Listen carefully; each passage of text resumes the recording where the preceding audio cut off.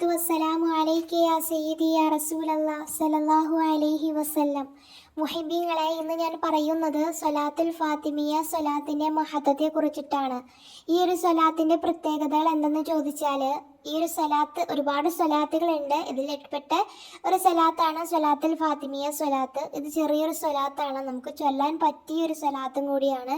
ഈ ഒരു സ്വലാത്താണ് ഞാൻ സ്ഥിരമായിട്ട് ചൊല്ലുന്ന ഒരുപാട് അത്ഭുതങ്ങളൊക്കെ ഈ ഒരു സ്വലാത്ത് കാരണമായിട്ടുണ്ടായിട്ടുണ്ട്. അതുകൊണ്ട് തന്നെയാണ് ഞാൻ ഈ സ്വലാത്തിനെ കുറിച്ചിട്ട് പറയാമെന്ന് ഉദ്ദേശിച്ചത്. ഇൻഷാ അല്ലാഹ് അല്ലാഹു സുബ്ഹാനഹു വ തആല നമുക്കൊക്കെ ധാരാളമായിട്ട് സ്വലാത്തുകൾ ചെല്ലാനുള്ള തൗഫീഖ് നൽകി അനുഗ്രഹിക്കട്ടെ. ആമീൻ യാ റബ്ബൽ ആലമീൻ. ഇൻഷാ അല്ലാഹ് സ്വലാത്തുൽ ഫാത്തിമിയ എന്ന് പറയുന്ന സ്വലാത്ത് ഹബീബായ റസൂലുള്ളാഹി സ്വല്ലല്ലാഹു അലൈഹി വസല്ലമ തങ്ങളുടെ പുന്നാര മകള് ഫാത്തിമ ബീവി റളിയല്ലാഹു അൻഹു ചൊല്ലാറുള്ള സ്വലാത്താണ് ഈ ഒരു സ്വലാത്ത്. വളരെ ലളിതവും ചുരുങ്ങിയതുമായ, അതോടൊപ്പം തന്നെ വലിയ ഫലം കാണുന്നതുമായ സ്വലാത്താണ് ഈ ഒരു സ്വലാത്തുൽ ഫാത്തിമിയ എന്ന് പറയുന്ന സ്വലാത്ത്. നബി സല്ലല്ലാഹു അലൈഹി വസല്ലമ തങ്ങൾക്ക് നൂർ എന്നൊരു പേരുണ്ട്. അപ്പോൾ ആ പേരിലാണ് ഈ ഒരു സ്വലാത്ത് എന്നുള്ളത്. വളരെ അത്ഭുതങ്ങളുള്ളൊരു സ്വലാത്തും കൂടിയാണ് സ്വലാത്ത് എന്ന് പറയുന്നത്. ഇൻഷാ അല്ലാഹ് നമുക്ക് ഏതായാലും ആ സ്വലാത്ത് ഏതാണെന്ന് നോക്കാം. അല്ലാഹുമ്മ സല്ലി അലാ നൂരി വ അഹ്ലിഹി, ഇതാണ് സ്വലാത്ത് എന്ന് പറയുന്നത്.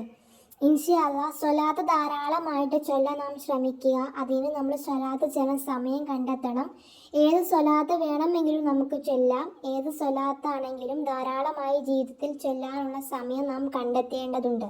സ്വലാത്തുകളിൽ പ്രധാനപ്പെട്ടതും എന്നാൽ വളരെ എളുപ്പമുള്ളതും വളരെ ചെറിയൊരു സ്വലാത്താണ് സ്വലാത്തുൽ ഫാത്തിമിയ എന്ന് പറയുന്ന സ്വലാത്ത്. നമ്മൾ സ്വലാത്ത് ചെല്ലാൻ മടിയുള്ളവരാണെങ്കിൽ സ്വലാത്തിനെ കുറിച്ചിട്ടുള്ള മഹത്വങ്ങൾ വീണ്ടും വീണ്ടും പറയുമ്പോൾ അല്ലെങ്കിൽ കേൾക്കുമ്പോൾ നമുക്ക് സ്വലാത്ത് ചൊല്ലാനുള്ള താല്പര്യം വർദ്ധിക്കും. ഇൻഷാ അല്ലാഹ് തീർച്ചയായിട്ടും ഈ ഒരു സ്വലാത്ത് ചൊല്ലുമ്പോൾ മനസ്സിൽ നല്ല സമാധാനം ലഭിക്കും. അതേപോലെ തന്നെ നമ്മുടെ ഹൃദയം ശുദ്ധിയാവും. മനസ്സ് ഒക്കെ നന്നായി മറ്റുള്ളവർ നല്ല നിലയിൽ പെരുമാറാനും എന്നൊക്കെ തോന്നും. നല്ല മനസ്സിന് ഉടമയായി മാറാൻ നമുക്ക് കഴിയും. മാത്രവുമല്ല, സാമ്പത്തികമായ പ്രയാസമുള്ളവർക്ക് ഈ ഒരു പ്രയാസങ്ങളിൽ നിന്നും ഒരു പരിധി വരെ നമുക്ക് സംരക്ഷണം ലഭിക്കുന്നു. കടങ്ങളൊക്കെ പെട്ടെന്ന് വീട്ടിൽ കിട്ടുവാനും കണ്ടെത്താൻ കഴിയുന്നു. പ്രയാസങ്ങളിൽ നീങ്ങുന്ന ഒരു സ്വലാത്താണ് ഈ ഒരു സ്വലാത്തുൽ ഫാത്തിമിയ എന്ന് പറയുന്ന സ്വലാത്ത്. തീർച്ചയായിട്ടും ഈ സ്വലാത്താണ് കൂടുതലായിട്ട് ചൊല്ലുന്ന സ്വലാത്ത്. എനിക്ക് ഒരുപാട് മാറ്റങ്ങളും അല്ലെങ്കിൽ ഒരുപാട് ആഗ്രഹങ്ങൾ വരെ ഞാൻ അത്ഭുതപ്പെട്ടു പോയിട്ടുണ്ട്. ആഗ്രഹങ്ങൾ സാധിച്ച് കിട്ടുമ്പോൾ റബ്ബേ ഇതൊക്കെ എന്താ, എനിക്ക് മക്കൾക്കായാലും അസുഖം വന്നാലൊക്കെ സ്വലാത്ത് നിയത്താക്കും. അതോടെ സ്വലാത്തിലൂടെ തന്നെ അസുഖങ്ങൾ പൂർണ്ണമായി മാറിയിട്ടുണ്ട്. എനിക്ക് അതുകൊണ്ട് തന്നെ സ്വലാത്ത് എപ്പോഴും ധാരാളമായി സ്വലാത്ത് ചൊല്ലാൻ ശ്രമിക്കുകയാണ്. ഇൻഷാ അല്ലാഹ് നിങ്ങളും അതേപോലെ തന്നെ ധാരാളമായിട്ട് സ്വലാത്തുകൾ ചൊല്ലാനായിട്ട് നോക്കുക. കാരണം നമുക്ക് രക്ഷപ്പെട്ടു പോകാൻ ആകെ ഒരു മരുന്നെന്ന് പറയുന്നാൽ ആ വിജയിക്കാനുള്ളൊരു ഇതെന്ന് പറയുന്ന സ്വലാത്ത് മാത്രമേ ഉള്ളൂ. നമ്മുടെ അമലുകളൊക്കെ സ്വീകരിക്കുകയില്ലേ എന്നൊന്നും അറിയത്തില്ല.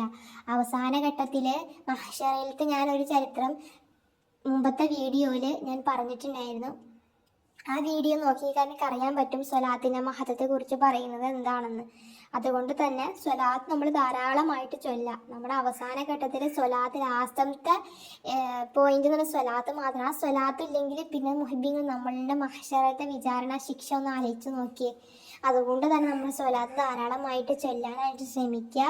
ഫാത്തിമ ബീവി റളിയല്ലാഹു അൻഹയിൽ ചൊല്ലിയ സ്വലാത്ത് അല്ലെങ്കിൽ ഫാത്തിമ ബീവിയിലേക്ക് ചേർത്തപ്പെട്ട സ്വലാത്ത് നമ്മളൊക്കെ ഈ ഒരു സ്വലാത്ത് ജീവിതത്തിൽ പകർത്താൻ നാം തയ്യാറാവണം.